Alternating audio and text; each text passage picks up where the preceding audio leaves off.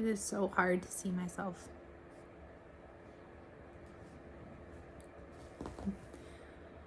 Much easier to look at you, Goldie girl. Say hi.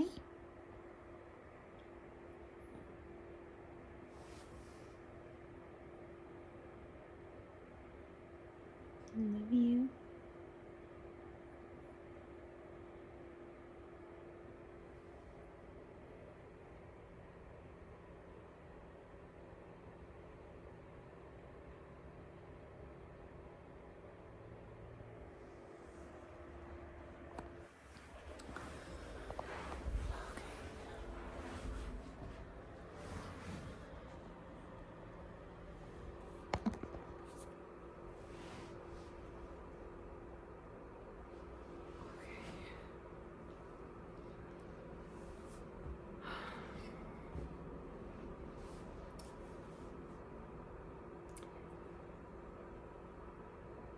Today is...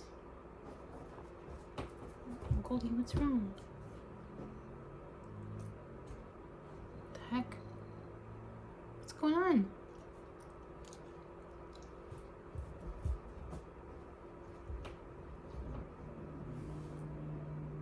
That was weird. She's being a little weird today. I'm mostly just laughing at seeing myself on camera.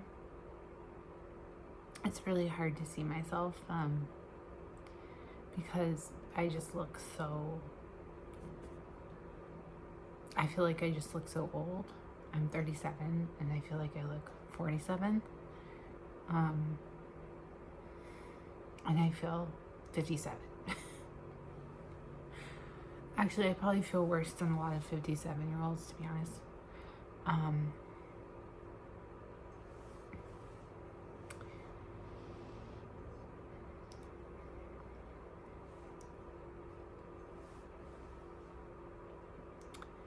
My name is Alice, and I have bulimia,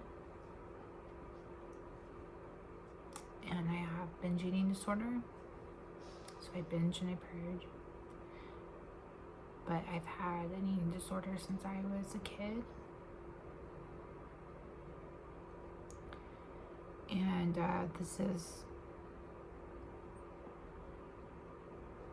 I think this is the worst iteration of my eating disorder ever.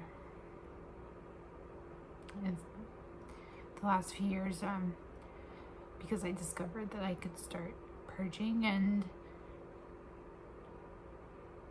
because I had a crutch to rely on of purging, it made my binges worse because I knew that I could just throw up a lot of it. So I've rendered myself into someone that is very ill and tired. The last year and a half, I haven't really been able to purge everything, and I've also stopped exercising as much, or I've reduced my exercise, so I've put on weight, and so now I'm in this really kind of nightmare of a situation where not only am I binging and purging, but then I'm also gaining weight. So it's like the worst of all worlds. And I've put on so much weight lately that my joints are really suffering. My knees, my ankles, my feet. And I just, like, a few days ago, sprained my ankle really bad when my knee gave out. I rolled my ankle. And so, on top of everything else, I'm dealing with that, like not really feeling confident in moving around, like I'm gonna hurt myself. And if I did hurt myself, I would be if I hurt myself to the point where I couldn't walk or get up and down the stairs, I would be really, really screwed, because I have to take care of this girl. And I live in a 2-story townhouse, so I have to be able to move around. And then on top of everything else,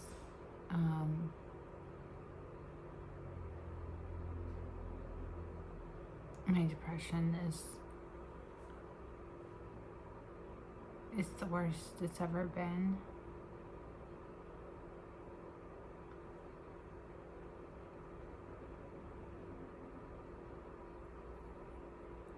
And I've tried my whole life, since I was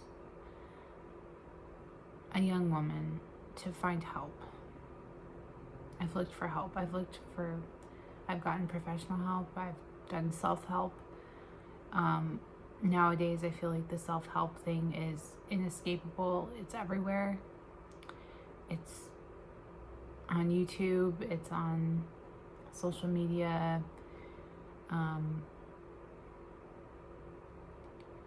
And then with that, I've lost confidence in professional help because I've spent a lot of time and money with professional therapists and clinicians and psychiatrists. I've tried medications, talked to my doctor and my physicians, and I'm just like, it's almost like, and in a way I don't blame them, but it's like people just don't want to hear it. I think that eating disorders are kind of seen as like self-inflicted wounds, and it's like you're doing this to yourself and you need to figure it out. And I in a way, like, I understand that. I do, because it's like kind of how I feel about myself. But I'm always trying to figure out, I'm always asking myself, why do I do this? Why do I keep hurting myself so much?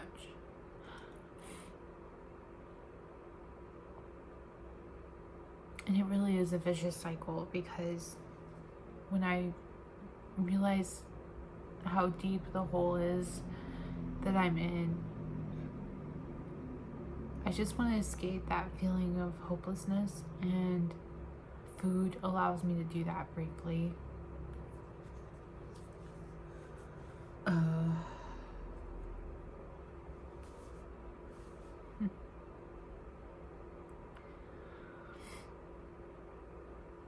But I just, Goldie, what's wrong, babe?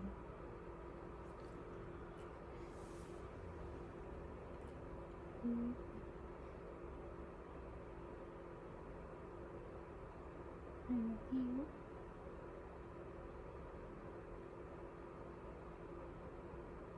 I love you.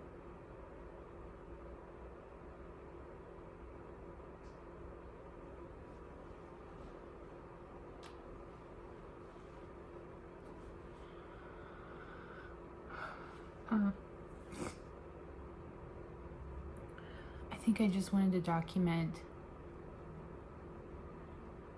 like, I'm someone that is really struggling, and I'm also really trying to get better and failing miserably. And I've watched all the YouTube videos, and I've done the self-help books, and I've paid thousands of dollars for a life coach, eating disorder coach. I've paid out of pocket for medical treatment and medical help and mental health help, and I've done it all. Like, I really feel like I have. I know that that's really objectively not true. There's always someone out there that I haven't gotten the help from, obviously, but like in terms of the methods available, I feel like I've tried everything. And I'm still here. I'm 37 years old and I'm still in this place in my life where I can't eat food normally. Like, I don't have a normal relationship with food. I don't know what it's like to just go days and days and days eating regular amounts of food and not purging it and not overeating, but just being just moderate. I have no idea what that's like. I can't even remember the last time that I did that.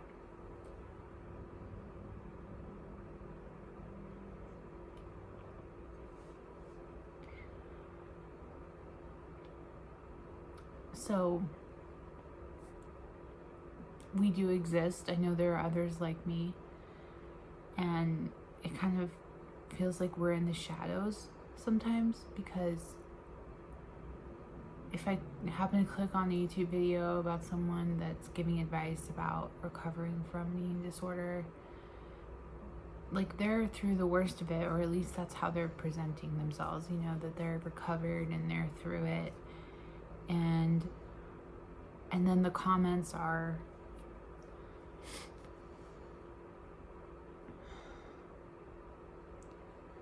kind of,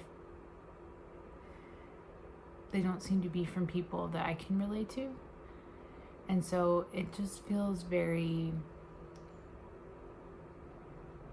isolating. Because then I think to myself, well, okay, am I like the only person out here that's still trying and failing and trying and failing? I'm just stuck in the gutter here, and I'm the loser that can't figure this shit out, you know? I'm not saying that it's good that I feel this way. I'm just saying this is how I feel. And if you're out there watching this and you can relate to that, like you have tried to get help and you just start getting better, and you keep failing and reverting back to your eating disorder, like, I understand and I'm there with you, and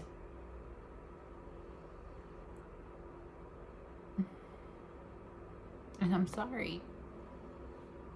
I'm sorry if you're going through this.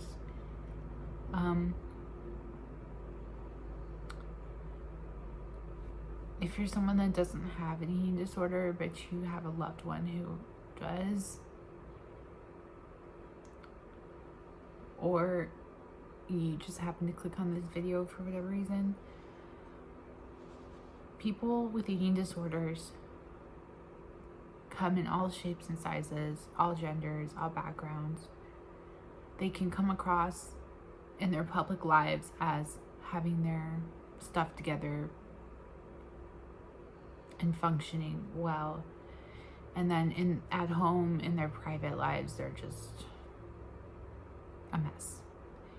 And that can be true of any affliction, but specifically with eating disorders, like, you really just don't know who has one and who's struggling. So just try to be kind.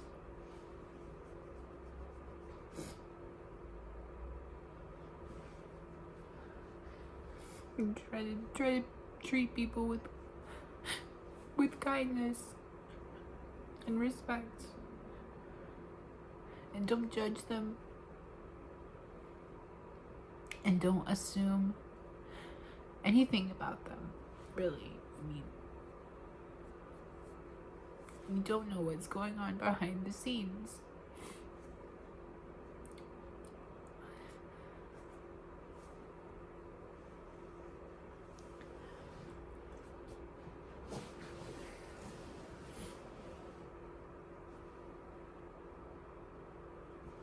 I recently moved, and my eating disorder has gotten so totally out of hand the last year and a half, and that coincides with moving to this new place. And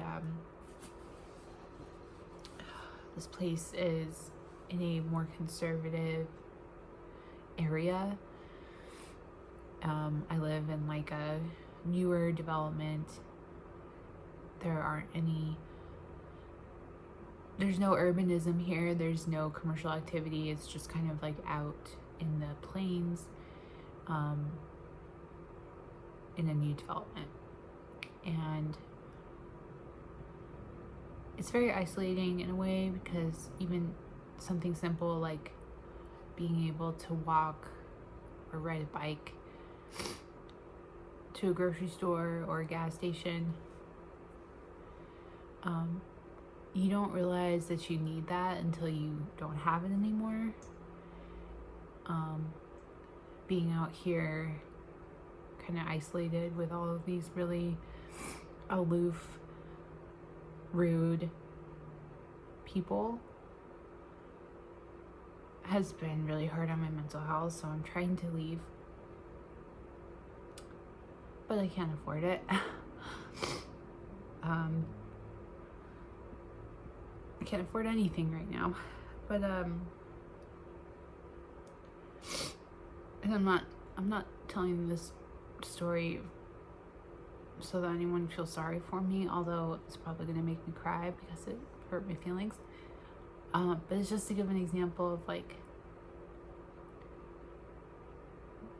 treating people with kindness. And if you don't have anything nice to say, like, don't say anything at all. Since I have moved here, I have been yelled at on the street 6 times. And it's always what I assume to be a group of teenage boys driving by. I don't know if it seems like it's different cars each time, so I don't know if this is like a TikTok social media thing where they're filming themselves doing this, or it's like, you know, part of that kind of phenomenon. I don't know. But this latest time was about a week ago, I guess. And I was walking Goldie. And this has happened to me 6 times. Where someone yells as I'm walking, they say, F you, fat ass.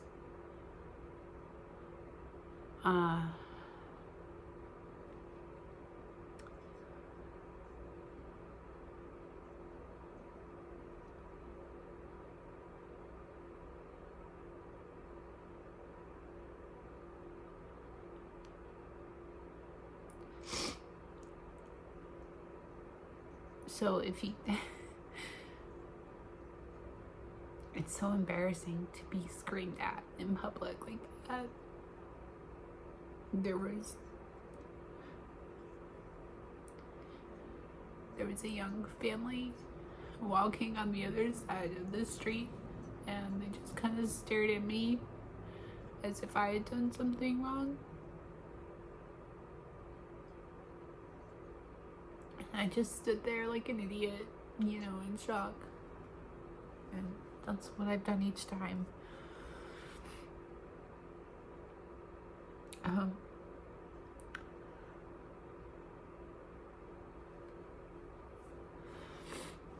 I've put myself, I reversed the roles. If I had been walking and someone else got yelled at on the other side of the street, I think I would either yell from across the street, or I would just walk over to them and say, I'm so sorry, that was horrible. Are you okay? I don't know what's going on with these kids. They're horrible. Like, I'm so sorry that happened. Are you okay? Even if it's just a really brief encounter and like the person didn't want to talk to me, they were just like, yeah, I'm fine. Just letting another human know that they're not alone, and like, that was wrong, and I'm sorry that happened. Instead, that family across the street just stared at me like I'm the problem, you know.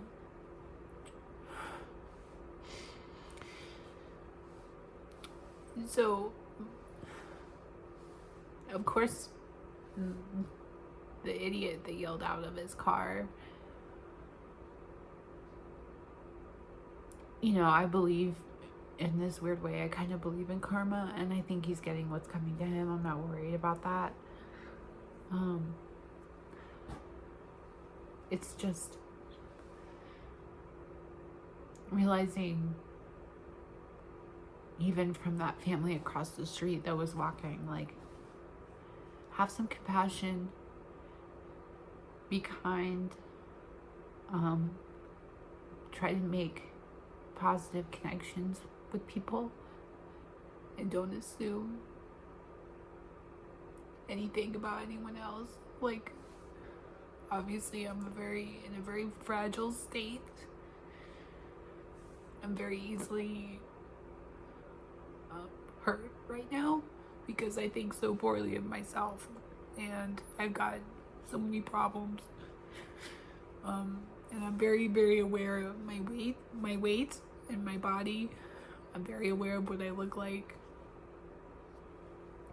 And to have someone point it out publicly in such a hateful way, and then have onlookers just gawk at me for it,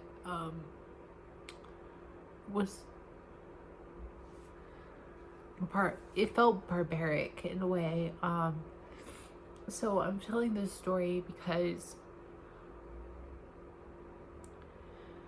there are multiple ways to be an asshole, and sometimes just being an onlooker in an objective party and not intervening at all is also being an asshole.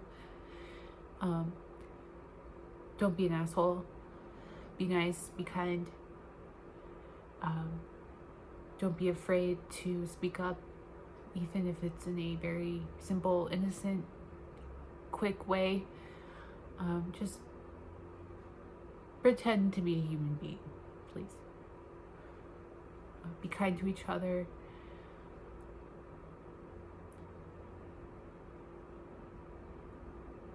And I'm mostly talking to myself at this point. Be kind to yourselves.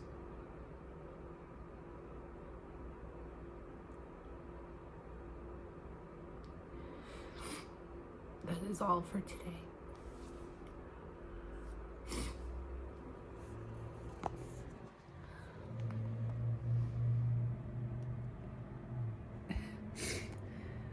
Goldie, you want to say hi? I love you. You pretty girl. You're so beautiful. Yeah.